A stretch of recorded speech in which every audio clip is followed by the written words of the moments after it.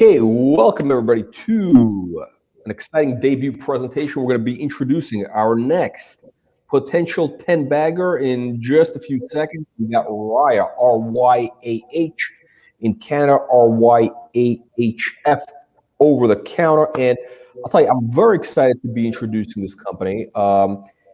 We've had already 7 10-baggers plus in the last 18 months. Most recently, we had Peak FinTech, PKK. It's up about 2,000%, so 20x from where we introduced it last year, literally almost a year ago. And why do I mention Peak FinTech is because RYAH was introduced to us by the same people who introduced Peak FinTech. So RYAH has that same great provenance as Peak FinTech. And hey, if that one worked out, I think the odds are pretty good. Of course, we've had CBDT that's up 50 times from a nickel to 250. Fans Unite 14x, ESE 12x, Nextech, Cytodyne. What else? Imagine too many stock and way too many stocks to list that are up 300, 500%. So here's what we're gonna do. We're gonna introduce Greg Wagner, the CEO. And Greg is going to, let me just get Greg on here. And Greg, welcome. Welcome, Jack. Thanks for having me. It's a pleasure to be here.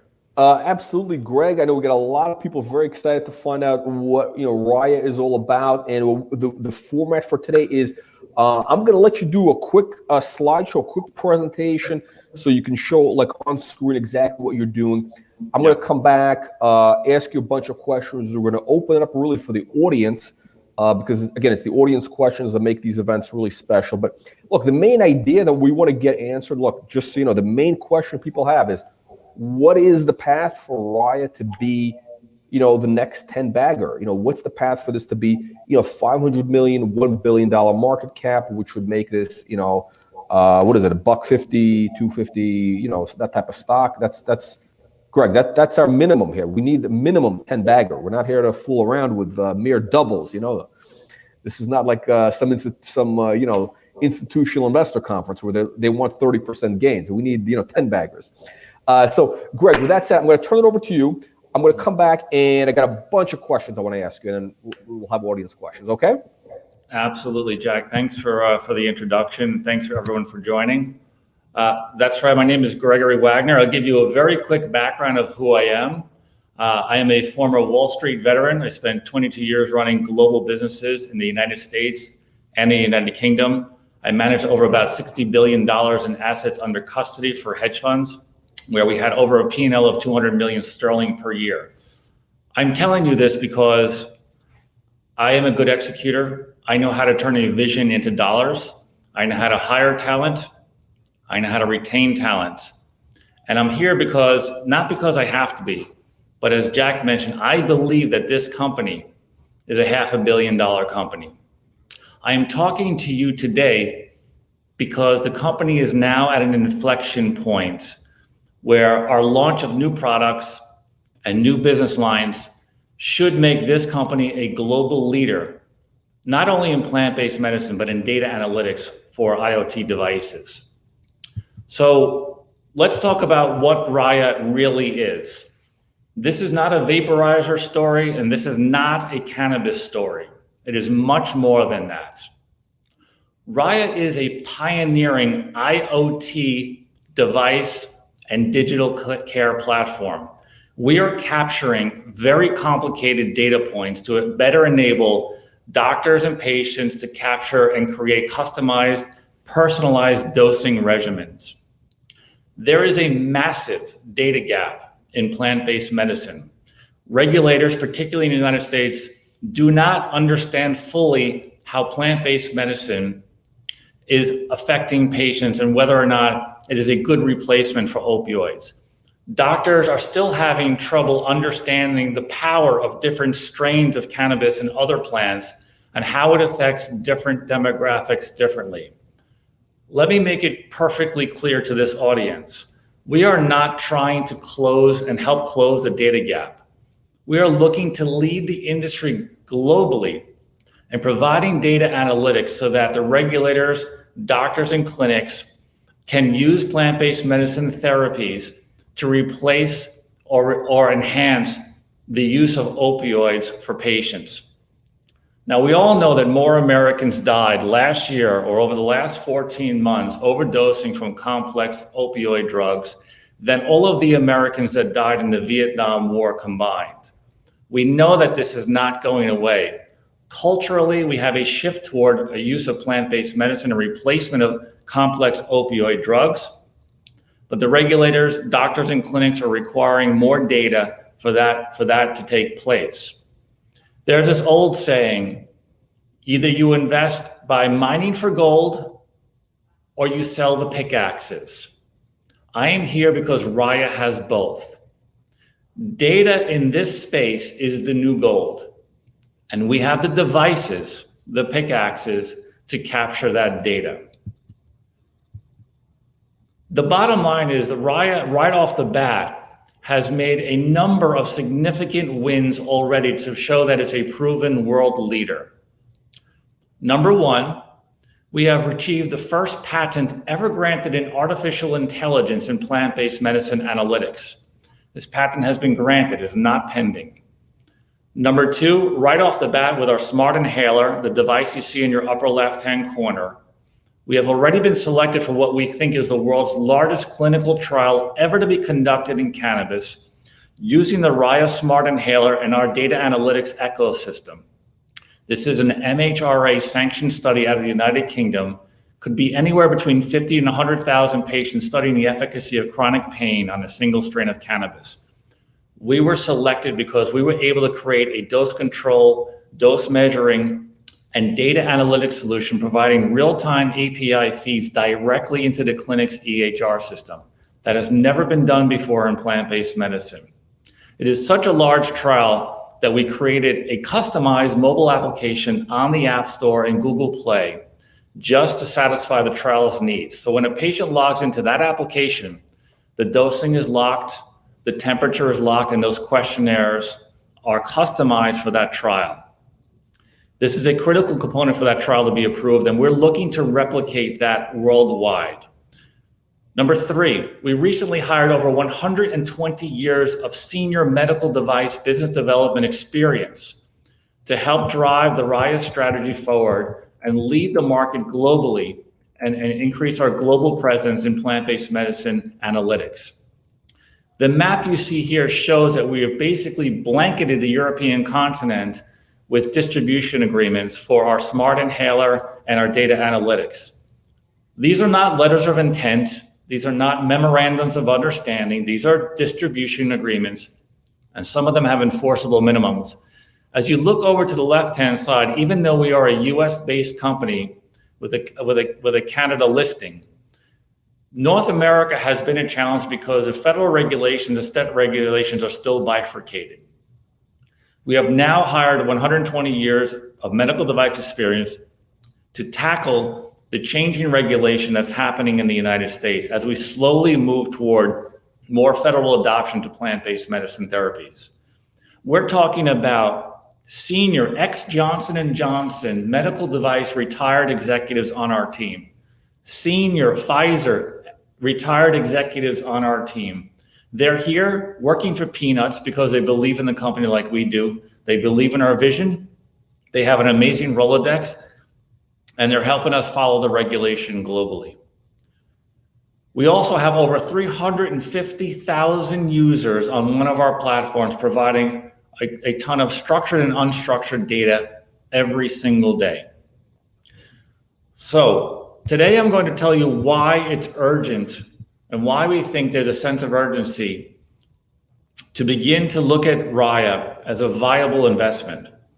If you look at the stock price already, the word is getting out and we're up over 100% already in the last 6 weeks. I'm going to give you 4 competitive moats that should clearly explain why we are a good investment and why we're going to be a world leader in device and data analytics. Number one, we own all of our intellectual property. I cannot tell you how important that is. We own all of the schematics, Gerber files, and everything associated with our hardware. Some of our peers and some of our competitors license out their hardware, but they don't tell you that. So if the manufacturer picks up and leaves, they don't have a business.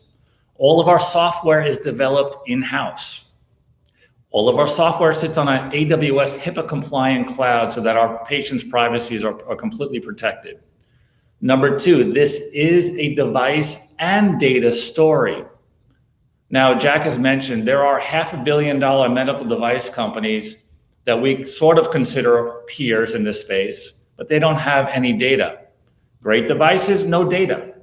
There are $1.7 billion recreational device companies that won't survive a new medical device regulatory regime that we will. There are very large multi-billion-dollar data analytics companies scraping data off the web, millions of points of structured and unstructured data. Wonderful business. They have no captive patient dosing data. We have both. Remember, gold, digging for gold, and pickaxes, we have both.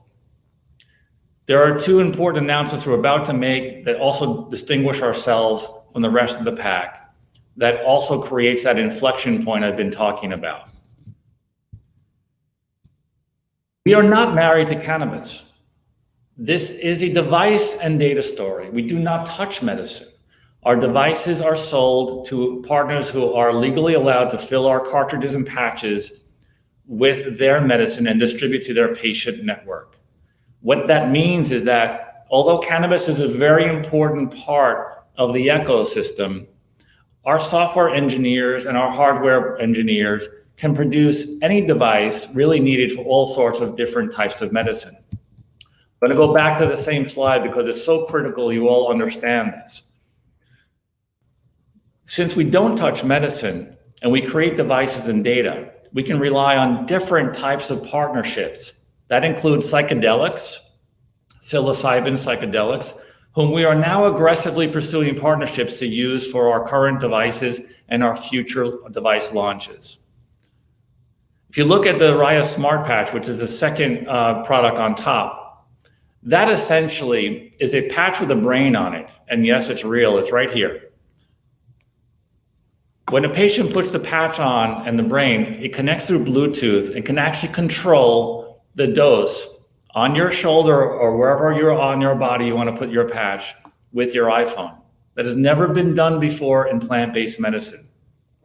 So when we think about a patient with chronic pain who wakes up at 7 o'clock in the morning, always in pain and unable to get out of bed, can you imagine if they had a smart patch that started to heat up and penetrate the skin at 5 o'clock in the morning that they programmed the night before? So by the time they wake up, they're fully medicated and they can get out of bed, and then the medication will stop so they're not medicated all day. Think about a psilocybin patient who needs to microdose during certain times of the day, and they can't have a 72-hour patch, but they need to accelerate or stop the dosing. This is the solution. Think about nutraceuticals. Think about a truck driver who's going through a long route, is constantly drinking coffee to keep awake. What happens when someone drinks coffee? It goes through the digestive tract, and they have to go to the bathroom. Those truck stops, hundreds if not thousands of dollars of cost to the driver and the companies. What if I told you we were making a nutraceutical line with a caffeine and energy patch to keep those truck drivers awake without having to ingest coffee? The sky is the limit. We are now changing our platform to be completely agnostic to the delivery type of medicine, whether it's inhalation, whether it's transdermal, whether it's sublingual. Now we're also becoming completely agnostic to the medicine type, whether it's plant-based medicine, cannabis, whether it's psychedelics, whether it's female hormone therapy, or whether it's nutraceuticals, which is a line that we will completely control the medicine. And finally, one of the most critical components of our global presence and leadership is that this is a medical story, guys. This is not a recreational play. We are on the roadmap for medical device certification worldwide. We have just completed ISO 13485 and MDSAP, Medical Device Standard Order Procedure audits, which will allow us to set the stage to become medically certified around the world in multiple countries. Why is that important? That's important because, number one, there are only 2 other companies in the entire world in this business that have medical device certifications, 2 competitors. And remember, only one has device and data, and that's us. Number 2, when you're a medically certified company, you become less price sensitive to what you pass on to patients, because medical certification comes with statutory insurance reimbursement. So when a patient buys a medical device, they can get either partially or completely reimbursed for their insurance for use of our device.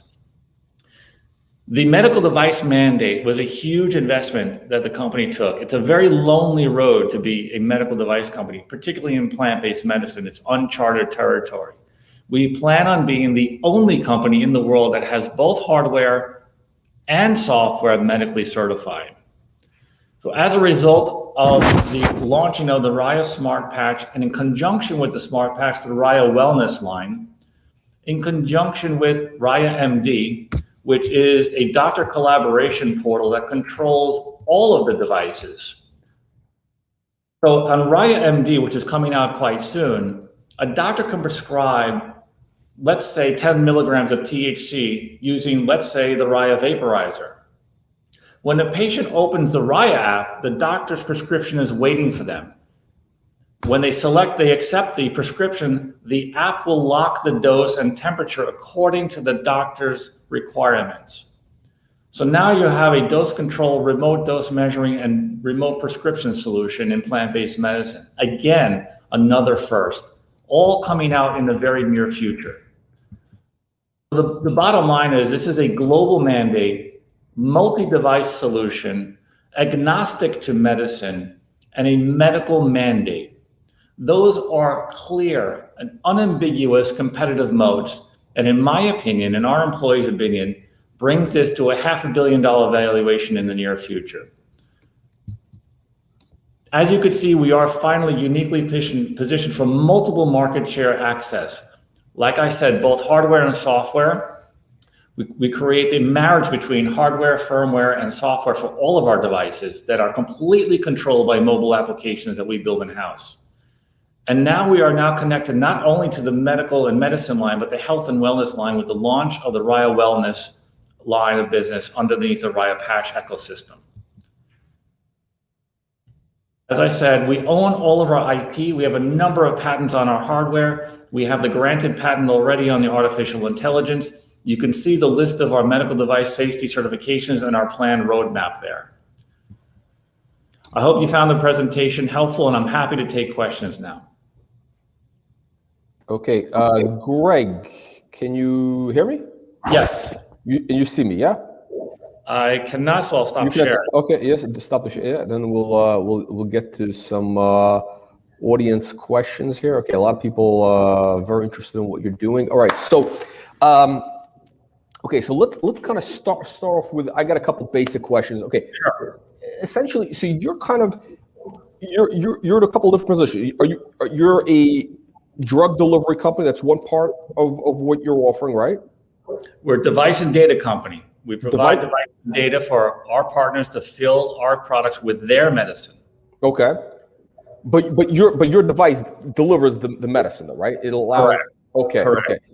Okay. Now, what's the competition like? Okay, so first of all, how big is the market opportunity for what you're doing? Is this just to clarify? People were asking questions. Is it just limited to, plant-based cannabis, or is it everything? What's the? It's a good question. Look, this company has evolved dramatically from a strain recommendation engine to a vaporizer company. Now we are a digital care platform. This is a medtech story. We are a smaller fish in a much bigger pond now.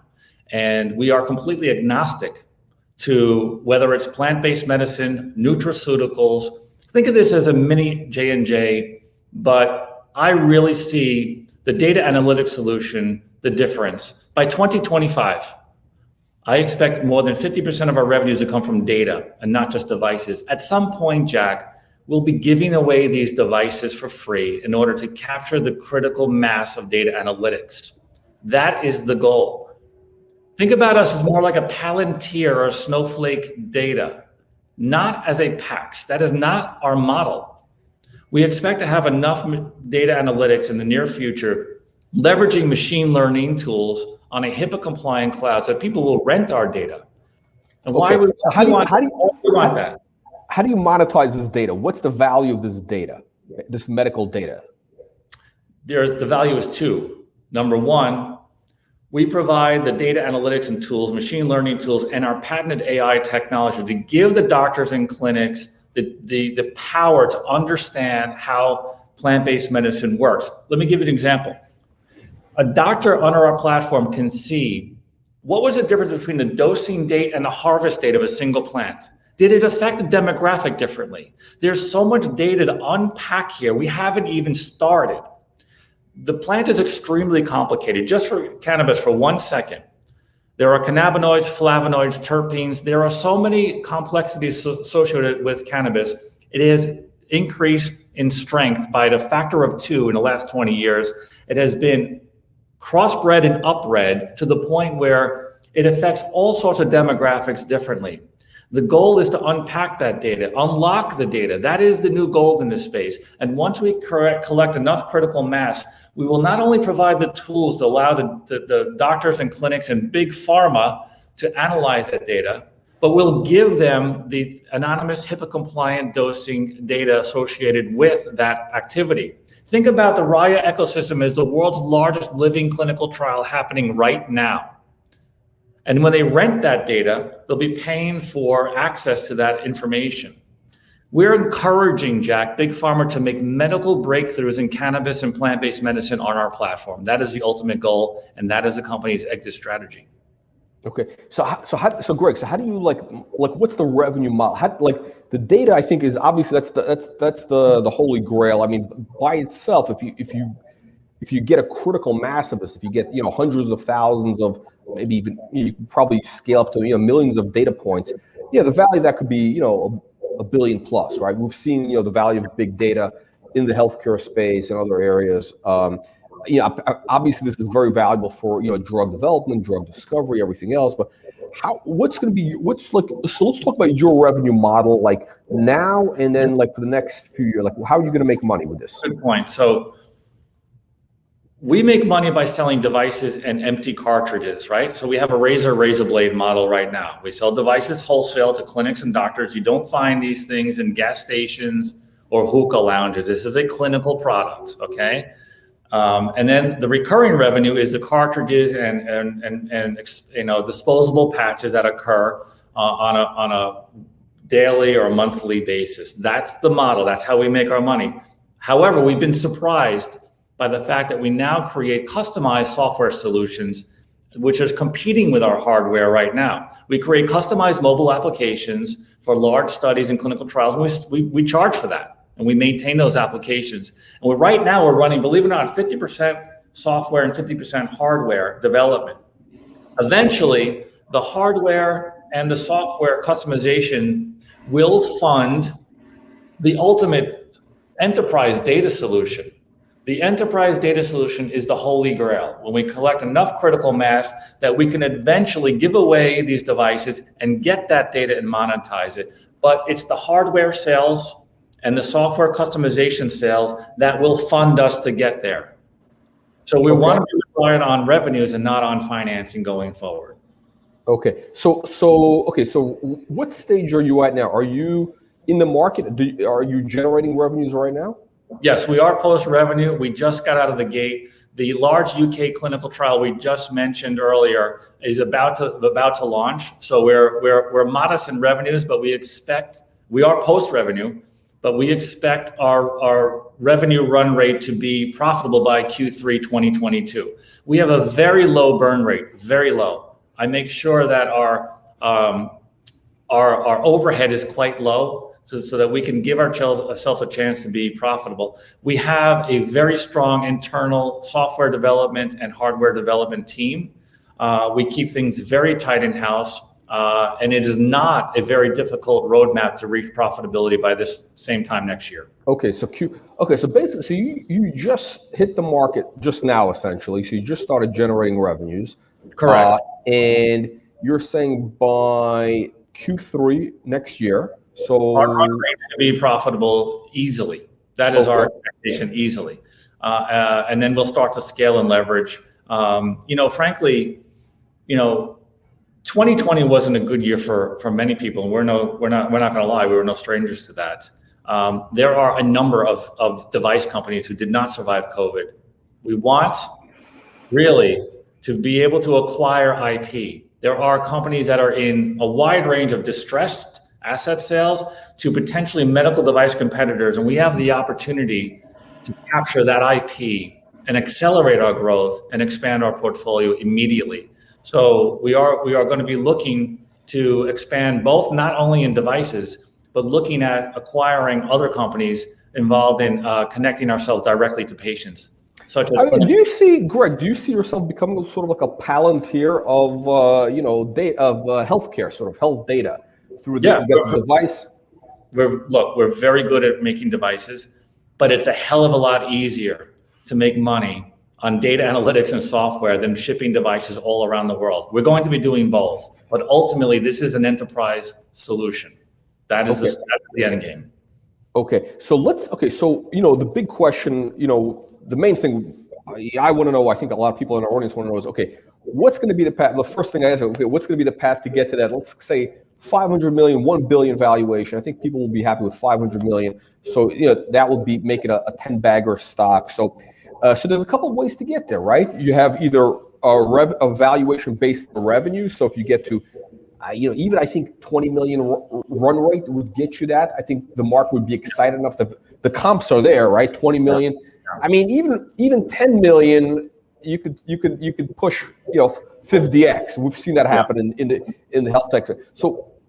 Or the other thing would be based on the comps to peer group. So what is one of the questions I guess is, so what are your revenue projections like next year?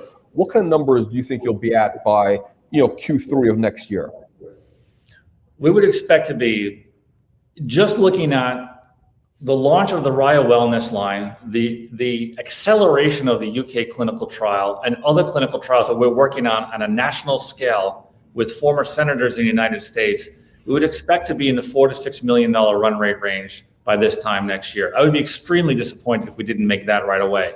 That is a very conservative estimate. We are now at an inflection point where our devices and products are being launched at scale. We have three devices coming out in the next few months, and we have the entire RYAH MD platform. Think about this, a remote telehealth solution where doctors can prescribe remotely and patients can get their remote prescription on an app. And when they accept it, the devices are locked according to the app and doctor's recommendations. That has never been done before. And so now we have an opportunity to tackle the medical line with our medical certifications that are pending. And we have the opportunity to tackle the nutraceutical line by putting our products in pharmaceutical chains for caffeine, melatonin, other things that we can control. The sky's the limit. And wait till you see what we're going to do in the psilocybin space. I can tell you right now, I have not seen a single psychedelic device that can control dosing. We're going to be the first. Okay, so Greg, in terms of from the revenue standpoint, do you could you get to, let's say, 10 million run rate next 12 months? We can. We can through the launch of these products, and we can through acquisitions. I have looking at companies that are already revenue generating that are able to connect us much closer to patient networks. And like I said, there is a lot of IP out there that we can acquire from distressed companies who did not survive the COVID crisis like we did. So we can buy revenues and we can create revenues. We can get there. Okay, so I think one of the milestones, if you hit that milestone, that would get you to that 10-bagger stock was so there's a couple of different paths to get there, right? There's multiple paths to get to that 10x. One of them would be, I believe, if you get to a 10 million run rate pretty quickly, if you can get there if you can get there in 6 months, I think the market would love you. If you get there in 6 months.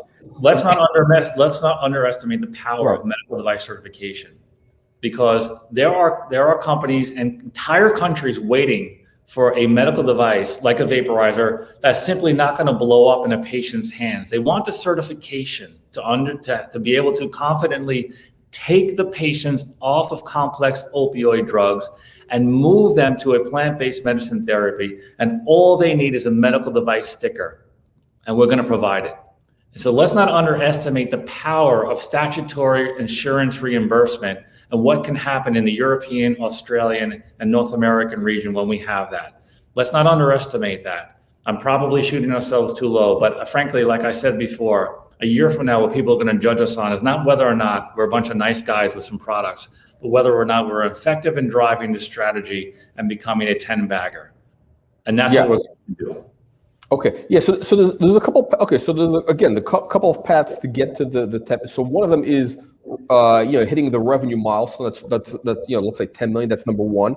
Number two is expanding your IP portfolio with some really impressive assets and some significant market opportunities, some partnerships. Let's see what else we got. I want to ask you in terms of what's the competition like? What's the competitive landscape for what you're doing? I don't want to sound rude or arrogant, but we have a hell of a time finding competitors. Like I said before, there are $500 million device companies that create great devices, no data. So when a patient uses a device, they go into a dispensary or clinic and they never come back, nobody has an idea why. And then there are billion-dollar data analytics companies that scrape a ton of data off the web, but they don't have any passive captive patient dosing data. As far as I'm concerned, we're the only ones that do this. So really don't see us finding ways to show the peer probability associated with our products. We are very unique. This is a unique story. Now you said this $500 million valuation. Who are some of the companies that are like what are the comps for investors to look at? I mean, you could look at. I hate to name peers or competitors. So you could look at large German vaporizer manufacturers owned by the largest cannabis company in the world. You might have a good idea who we're talking about. Great company, great products. They haven't been able to crack the data game. They don't have an ecosystem that captures not only the patient demographics and dosing, but it's all wrapped around the entire lab results of the strain associated with that patient dosing session. Right now, we're at least 18 months ahead of everybody else. But what's coming out now is going to be much more unique. So let me give you an example. When a patient uses the RYAH application, they dose and then they provide feedback. And what happens over time is the app learns over time what was the right dose at the right strain at the right session based on the patient's feedback for them. But what sometimes people don't know how they feel, Jack. Sometimes patients say one thing and they mean another thing. You could learn a lot about a patient from their heartbeat. What if I told you we were going to integrate Apple's iWatch heart rate monitor so that they could look at pre-dosing, dosing, and post-dosing heart rate, adding that structured data to that large engine that we talked about? That's how we're creating the enterprise solution. That will get us another 18 months ahead of people. So there's a lot of innovations coming out. Some of them are in concept stage. Some of them are in commercial stage. Some of them are in development stage, but it's all happening now. Okay. So how I guess the question is what the total size of the opportunity, because you're not just going after cannabis, so you're not just going after the plant, you're going after the whole kind of drug model. So how big is the total opportunity? How fast can you scale and how big can you scale this? The medical device market is $400 billion, right? And then the device and data, the data analytics is another half a billion dollar market. So we're playing both. You're looking at mature markets like cannabis, and then you're looking at growing markets like psilocybin and psychedelics, who are desperate to find dosing solutions to control very powerful drugs. It feels like 2014 all over again, Jack, in the psychedelic space. It really does. It's something that we've been able to become agnostic to the type of medicine or delivery mechanism. We will remain agnostic. For us, collecting data and providing solutions, not just products, is our key. Okay. Let's jump into some audience questions here. And okay, let me just get to. Okay. First question. Oh, Lewis is asking, how long before you become profitable? We believe our profitable run rate will be sometime in the middle of 2022, just based on our current deals, not even looking at our pending deals. Okay. Next question. The favorite of Canadians is there any dilutive financing in the future? Good question. The company raised about $9 million before I came to the company. We raised about 4.5 million Canadian in April during the RTO. We're pretty well funded. We do have anticipations of being listed overseas on the London Stock Exchange, AIM, because 80% of our revenues probably will come out of the European continent for the next year. And that's purely because it's a medical device and regulatory homogeneous mandate. We want our capital markets and product footprint to be homogeneous. And so therefore, we do have ambitions to be on the LSE, and with that will be a 10 million sterling raise at least. As I mentioned before, between now and then, we're looking to raise a few million Canadian so that I can accelerate a few of our potential acquisitions and also launch the RYAH patch and the RYAH wellness line at scale. So a small raise in the middle. Okay. Is Tetra Biopharma, is that your competition? Love those guys. Love Tetra. We've had a lot of discussions with Tetra. They are more focused on formulations and more focused on patient administration with clinical trials.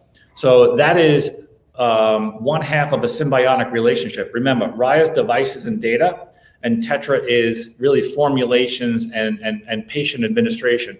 Now they have their own. I think they have one product of their own that's they're working through, but they don't have really the data analytics and software. I mean, Tetra is basically it's a drug development company. It's two different businesses. I mean, symbiotic, but two different businesses. Two different businesses that need each other. So we're looking at partnerships with all sorts of Tetras around the world. That's who we do deals with. Okay.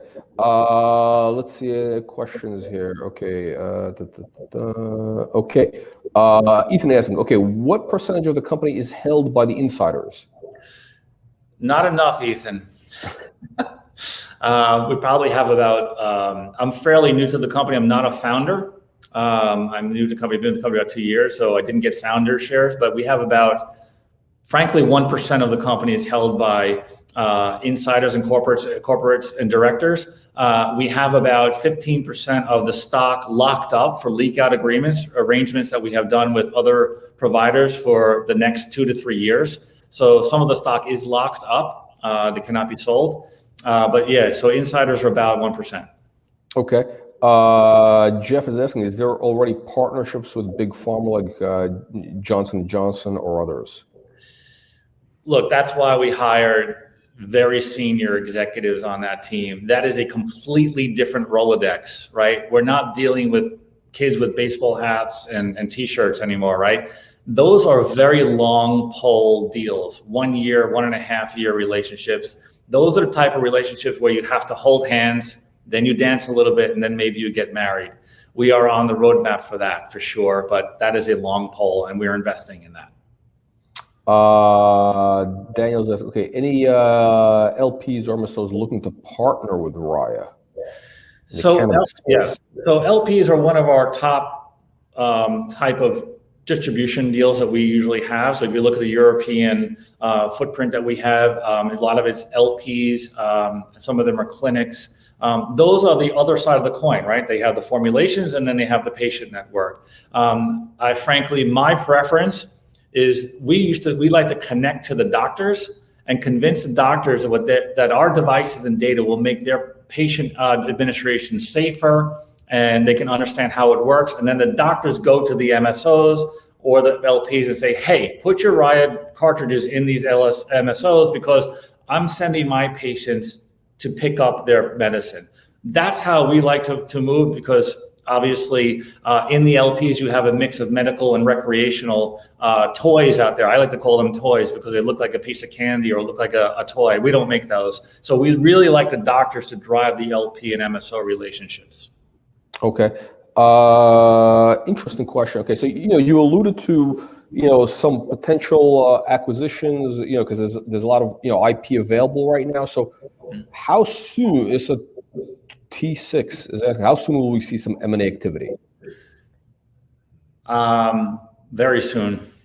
It's happening. There are opportunities to acquire not only product IP, but to acquire, like I said, clinical networks whereby we would have a much louder say in having doctors putting RYAH devices directly in patients' hands.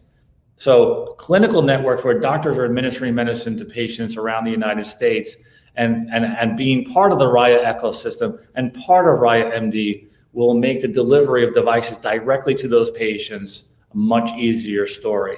So watch out, watch the space for product acquisitions, watch the space for clinical network acquisitions. Okay, so how soon? Meaning, are we talking about tomorrow, next week, next month? Like, what kind of time frame are we looking at? 30 days could be interesting. 30 days. Okay. Very. I'll tell you. No promises, but that's okay. That's my target. Okay. So one of the things I'm going to ask you, one of the big questions is milestones coming up. We got. This is one of the big questions we have. What's in the pipeline in terms of news flow. So, it's interesting because, we've seen a lot of the companies that have been really successful on our platform. That the stocks have increased 10x, 20x, 50x. A lot of them started off with one thing, then they totally transformed through a couple of acquisitions, and that's really what got the things going. So a lot of times, and again, I'm not saying that's the case. I don't know if it is or it isn't, but a lot of times, something can become completely transformed with one or two strategic acquisitions, and that becomes So this is very interesting to watch. When are you going to be approved by Health Canada? Great call. So we're waiting for our ISO 13485 certificate. We're assuming we pass the audit. We feel good about it. And that is the baseline that is needed to apply for Health Canada Class 2 certification. Once we get that, we've already written the application. We are a medical device establishment license already in Health Canada. And now we want to get our smart inhaler certified as a Class 2 device. I am hopeful that'll be done in the next 90 days. Okay, two good questions. Okay, just to clarify, so what generates the recurring revenues? Like, do you have is this a one-shot deal, or do you have something where you have like that recurring subscription model, SaaS model almost? So there are some large one-off software applications that we've created that surprisingly created revenue this year that we did not expect. But the large part of the revenue stream today is selling the devices as a one-off, and then their cartridges or patches as a recurring revenue.